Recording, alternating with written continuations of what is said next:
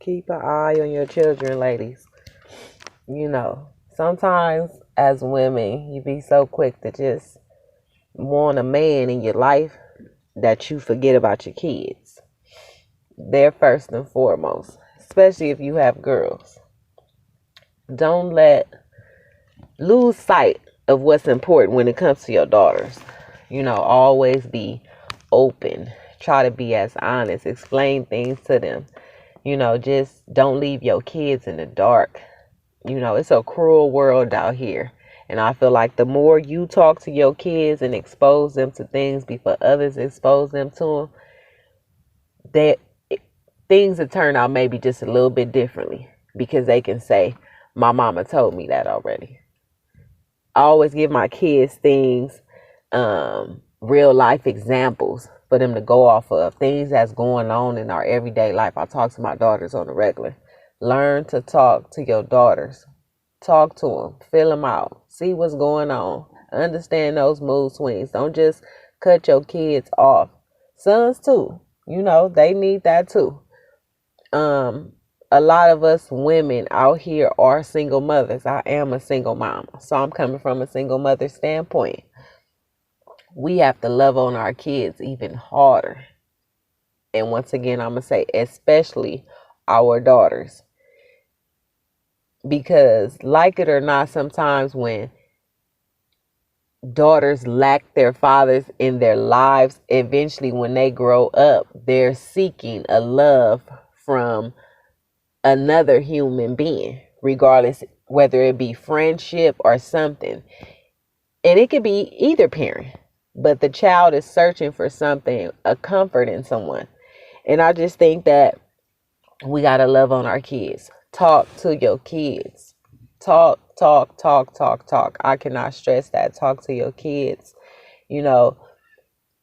Don't be afraid of what comes. Because if it comes and you didn't discuss it, then that's the time to be afraid. I could tell you things from just experience, and my oldest is only 13. And I'm telling you, I'm nervous. And I'm not nervous on her part, but just on the world. Just on the things that I see. Just on how bullying is so big, and drugs is big, and school dropout is big, and teen pregnancy is big. Like, it's just so much going on where you have to talk to your kids. Try to stay in their ear as much as possible, so when they're out there making choices, they have you standing on their shoulders as well. In the back of their mind, they hear, my mama already told me that. Already know. I always tell my kids, think before, during, and after. Everything you do in life comes like that. Everything has a before, during, and after. You can think of what the possibility is and what may come or what may not come. But I just tell you probably have a better outcome if you think of life that way. Stop just making just decisions in the moment. But my message is talk to your kids. The biggest thing I've seen, because I work with at-risk youth at the time is what they would call it, but it's not what we call it now. But I work with kids and I see the different little things and areas that they're lacking in, and it's things that's of importance. You can tell no one is talking to them. You can tell by the questions that they ask, the things that they should know. It's just things of that nature that makes things so questionable, where we have to talk to our kids. I promise you, talking will make a difference. It will make your kids be able to talk to you because you're so free to talk to them. But if you don't talk to your kids, you're building no relationship and no grounds for them to come and talk to you. Your kids talk to people that they can talk to. People at school, stuff like that. They friends and peers, but they not getting the proper information that they need. So we need to be, as parents, as mothers, especially with our daughters, you don't have to be so blatant about what you're saying, but come on now. The world that we're in today, it goes beyond just racism, I'll say that. The exposure to things today is so unbelievable. I even had to tell myself the other day, I was like, you can literally search anything on Google. I'm just like, who puts the stuff in? Who puts the information in where they're like, oh, I know somebody's going to be searching for this. And I mean, you don't get one thing that comes up. You get so many different platforms and images, and that's scary. Your child is exposed to any and everything at any given moment. I don't know. Some parents might be against me. My daughter currently does not have a cell phone.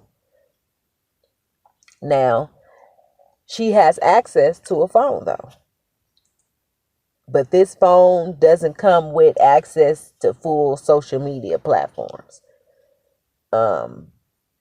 She doesn't really utilize the phone because it's not a pretty phone. It doesn't look good. It's not one of those iPhone anything. So, and it's sad, but I'm like, when I was a kid, my mama, shit, during that time, we had pagers. That was before chirps came out and boosts and chirp. Them was the shit when everybody started getting them. But my mom barely wanted to let me get a pager. And it was just a beep. But when you look on your life, as you're a parent now, and you look at things that your parents did, it was for a reason.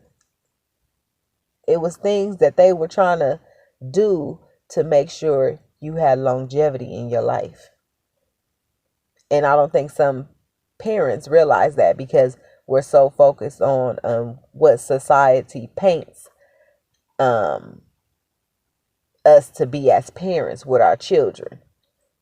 What our children are exposed to and pressured upon by other children, celebrity children, everyday children.